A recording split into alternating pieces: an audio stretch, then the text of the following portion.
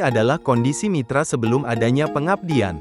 Sekarang mitra sudah memiliki peralatan musik digital untuk produksi musik.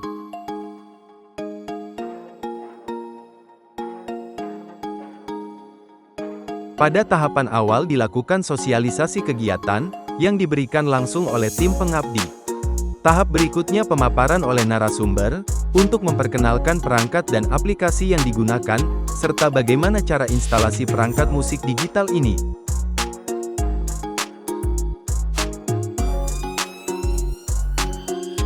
Tahap produksi, pertama, tracking dan overdub untuk menghasilkan lapisan instrumen, sebagai contoh kasus ini dilakukan dengan instrumen rapai dan vokal.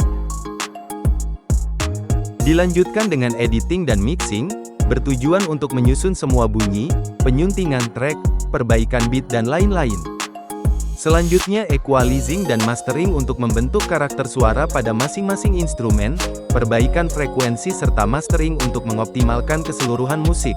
Terakhir adalah kegiatan pendampingan dari tim pengabdi kepada Kana Art untuk presentasi hasil dan evaluasi sebelum musik ini publikasikan.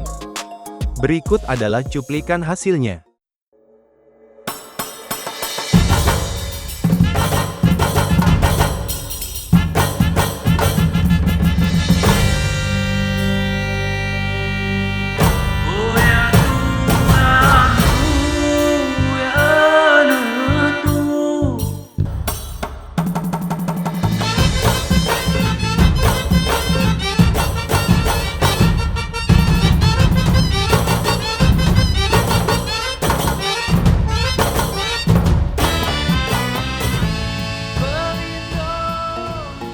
Perkenalkan, nama saya Mahathir Afsanjani, saya salah satu pengelola lembaga Kana Art. Pesan dan kesan dengan adanya pelatihan penciptaan musik berbasis digital yang bermitrakan dengan ISBI Aceh.